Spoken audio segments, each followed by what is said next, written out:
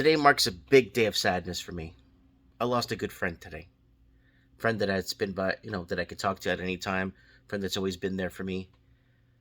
Sent me a message today on Facebook telling me what he thinks or how he thinks. And I have a very questionable show that I do called Mike in the Night. And I just discuss my points of views. People call in, give their points of views on what they feel and what they think. So I got this message this morning. Hey man, I just wanted to let you know I like you. You're a great man, father, and a business owner. However, your views on politics and the way you push forward lies to people who follow you, the way you support organizations and groups that are clearly dangerous for this country. I just can't continue to follow you or interact with you anymore. I hope you understand. So I wrote this saying, lost another longtime friend. I hope he's right and the government has never lied. I truly hope that I'm wrong, that I'm so wrong about this, that it's going to cost me my life, that it's going to cost me my life for not getting juiced, or it's going to cost me my life, but hopefully the government is right. Hopefully the government is transparent and never lied to us.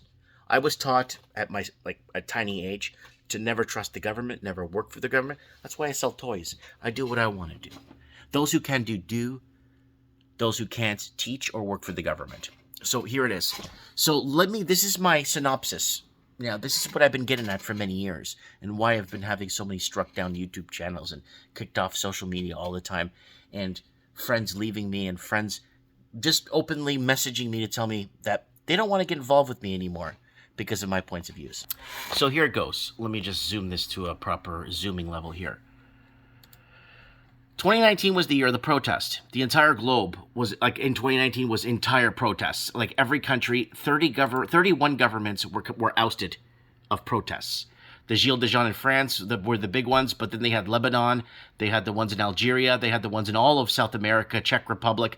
The entire globe was in protest in 2019.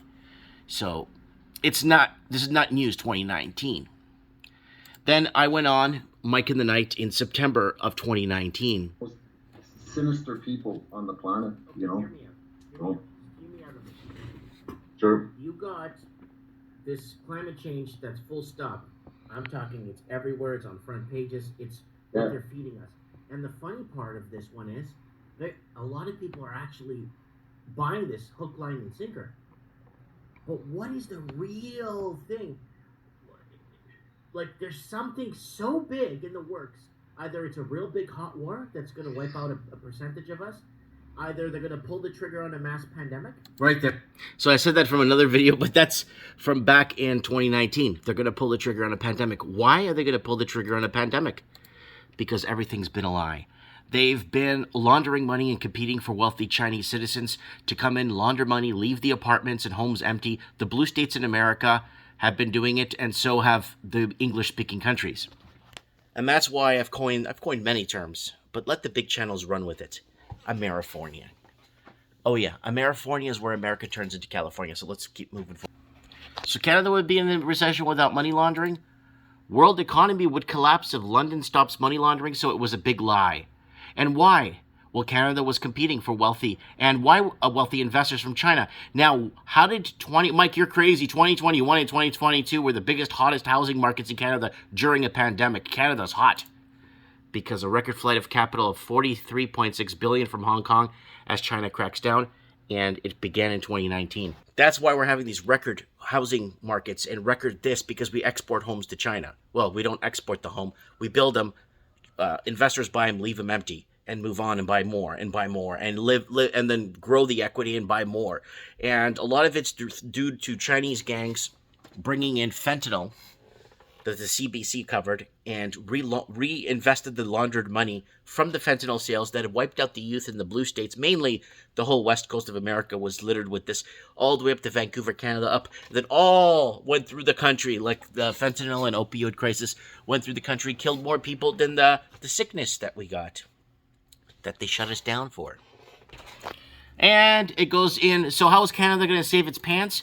Well, Canada is working now. A new article there is working with talks an investment agreement with Taiwanese. So on a world stage, Canada could not look like it's racist, even though it deported scores of Portuguese families in 2007, 8, and 9. 47,000 to be correct. Didn't even let them go home and get a bag. But while they got deported at work, and they were put on a plane from Toronto, Canada, and shipped out. Don't bother looking up articles because that's been all wiped. But anyways, back to on topic. Am I delusional? That's what I want to ask you guys. Am I connecting the wrong dots? Is this not happening? Canada's going to make agreements with Japanese once the turmoil starts hitting. Yeah, because Canada's open. Unless, depending on what, if you're from Europe, don't even bother looking at Canada. But even though Europeans are not dumb anymore, they're not coming here. They came here to build this country. And they were basically shown the door. But that's okay. Am I delusional? Am I losing it? Am I wrong about this? What am I missing from this equation? We are in this because we no longer have governments. Our governments dissolved years ago.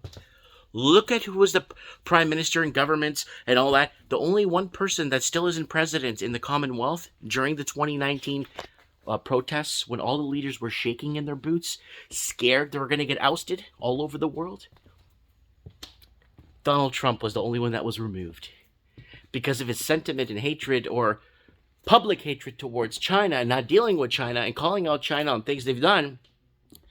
Set a bad seed for the Americans internationally.